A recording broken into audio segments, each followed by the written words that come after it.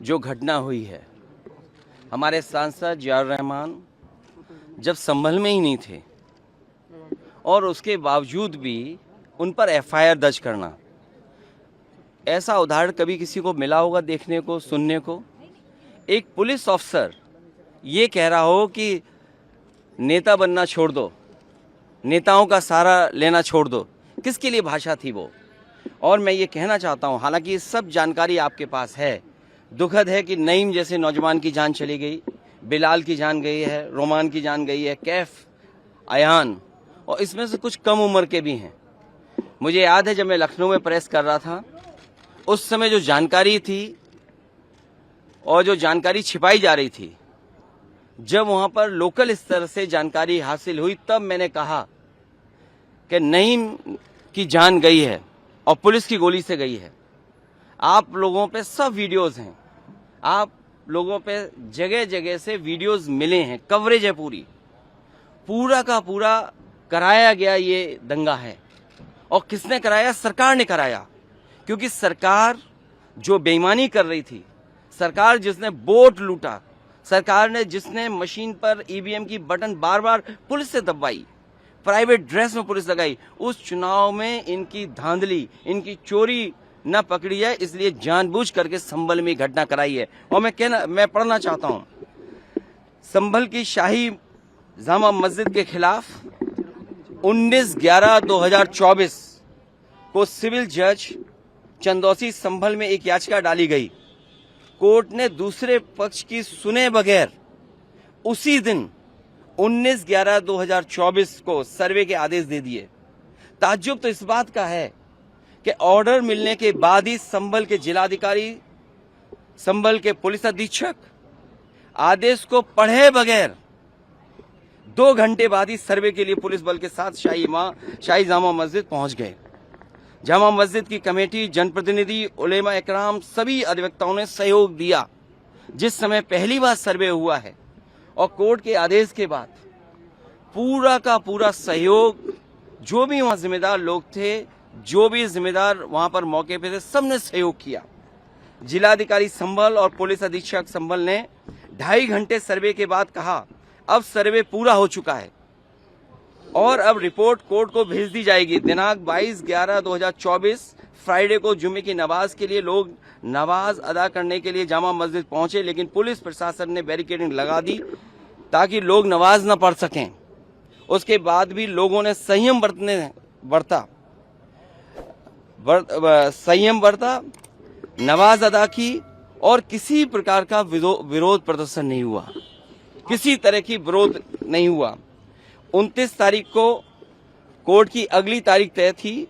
शाही जामा मस्जिद की कमेटी और मुस्लिम समाज के सभी लोग कोर्ट के केस की पैरवी के लिए तैयारी कर रहे थे, परंतु दिनांक 23 तारीख को रात पुलिस प्रशासन द्वारा कहा गया कि 24 तारीख को यानी अगले दिन सुबह को दोबारा सर्वे किया जाएगा। आखिरकार पहले एक बार सर्वे हो गया।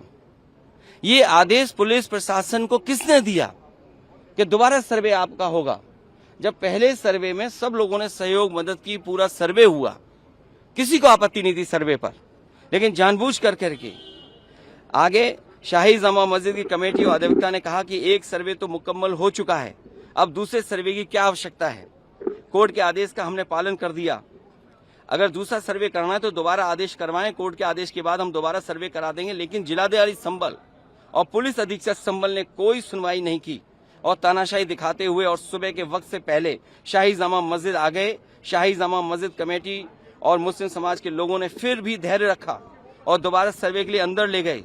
सर्वे के दौरान करीब 1.5 घंटा बाद जब जनता को सूचना मिली तो वो इकट्ठा होना शुरू हो गए। लोगों ने सर्वे का कारण जानना चाहा तो सर्कल ऑफिसर ने उनके साथ गाली गलौज की और लाठीचार्ज करवा दिया, बुरी तरह से जख्मी कर दिया। इसका विरोध करते हुए चंद लोगों ने पत्थर चलाए, जिसके बदले में पुलिस, सिपाही से लेकर अधिकारी तक ने अपने सरकारी और प्राइवेट हथियारों से गोलियां चलाई, जिसकी वीडियो रिकॉर्डिंग है, जिसके एवज में दर्जन लोग गोलियों से घायल हो गए। 5 मासूमों जो कि अपने घर से सामान लेने के लिए निकले थे, उनकी मृत्यु हो गई। संभल का माहौल बिगाड़ने में याचिका दायर करने वाले लोगों के साथ पुलिस और प्रशासन के लोग जिम्मेदार हैं। इनको निलंबित किया जाना चाहिए और हत्या का मुकदमा चलाया जाना चाहिए। जिससे कि लोगों को इंसाफ मिल सके और आने वाले समय में कोई इस प्रकार की संविधान के खिलाफ गैर कानूनी घटना को अंजाम न दे जा सके। और बीजेपी के लोग ये कह रहे हैं कि संभल को बांग्लादेश बनाना चाह रहे हैं। देखिए, अगर आप बीजेपी की बात मानोगे तो गड्ढे में गिरोगे, जाके बीजेपी की बात मानोगे तो खाई में गिरोगे।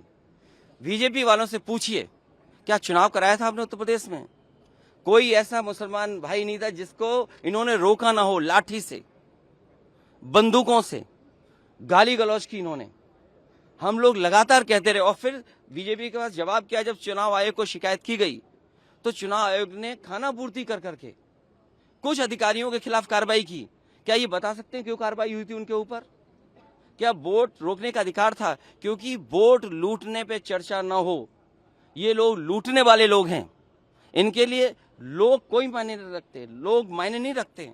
इन्होंने तंत्र से समर्थन लिया और तंत्र से ही अन्याय कर रहे हैं। उनका सीधा साधा फार्मूला है, पहले वो अन्याय करते हैं, अगर आप अन्याय का विरोध करोगे तो आप उन्हीं के अधिकारी आपके खिलाफ तमाम मुकदमे दर्ज करा देंगे।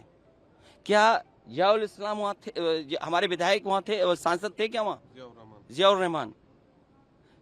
कोई बता दे, वो बेंगलोर में थे, वो अपने कार्यक्रमों में थे, संभल में नहीं थे। और ये तो उत्तर प्रदेश के बारे में आपको नहीं पता। आप में से सब उत्तर प्रदेश के लोग हैं। अगर प्रेस के लोग भी सच दिखा दें तो उन पे भी कार्रवाई हो जाती है। और मैंने अपनी प्रेस कॉन्फ्रेंस में कहा था कि बीजेपी के नेता ने कपड़े उतार करके प्रेस को मारा था, पूरे कपड़े उतार दिए थे। क्या कार्रवाई हुई बताइए आप? क्या प्रेस के लोग सुरक्षित हैं यूपी में? और अपना चुनाव जो लूटा है उसको छिपाने के लिए इन्होंने, सरकार ने जानबूझ करके किया है। कुछ लोग तो ये कहते हैं कि साबरमती फिल्म देख करके उन्हें लगा कि उन्हें भी बड़ा नेता बनना है, इसलिए ये सब कुछ कराया गया है।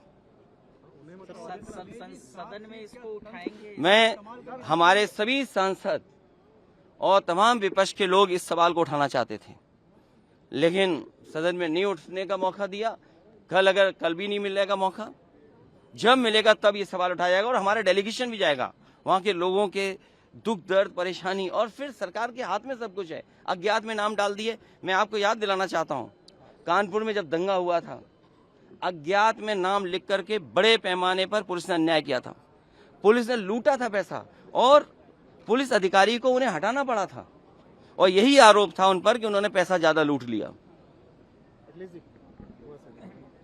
अब बोल दिया, इसके बाद क्या बोलेंगे? लोगों ने वोट नहीं डाला, तंत्र से ही उन्होंने वोट डाल दिया और तंत्र से ही रिकॉर्ड बना करके जीत हासिल कर ली। आज आप लोग इस मामले को लेकर आदित्यनाथ जी की तरफ इशारा है आपका? साबरमती सरकार करा रही है। और आपको बहराइच का नहीं पता, उन्हीं के विधायक ने बीजेपी के अपने कैडर के ऊपर एफआईआर लगाई, और एफआईआर में देखिए धाराएं क्या लगी हैं। जब बीजेपी का विधायक कह रहा है, बीजेपी के कार्यकर्ता नेताओं पे आरोप लगा रहा, और बाकायदा पीस कमेटियां बनती हैं, बाकायदा चीजें बातचीत से हल होती हैं। क्या जिलाधिकारी कप्तान ने कोई बातचीत की? जब उसका पक्ष तैयार था सर्वे के लिए, सर्वे आप कर लीजिए, आप रिपोर्ट लगा दीजिए। आप किसी की बात ही नहीं सुनना चाहते हैं कोर्ट में, आप अपनी मनमानी करना चाहते हैं। तो आखिरकार कौन निर्देश दे रहा है मनमानी के लिए? आखिरकार कहाँ ऐसी ताकत है जिसके आगे सब झुक रहे हैं और अन्याय कर रहे हैं? ये लगातार अन्याय उत्तर प्रदेश में हो रहा है।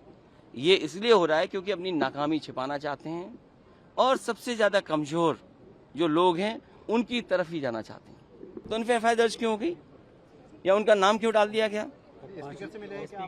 मैं इसी संबंध में मिला हूँ, और अज्ञात में हजारों नाम डाल दिए। इसलिए डालें कि दबाव बना लें। और पुलिस तो जानते हो कैसे काम करती है यूपी की।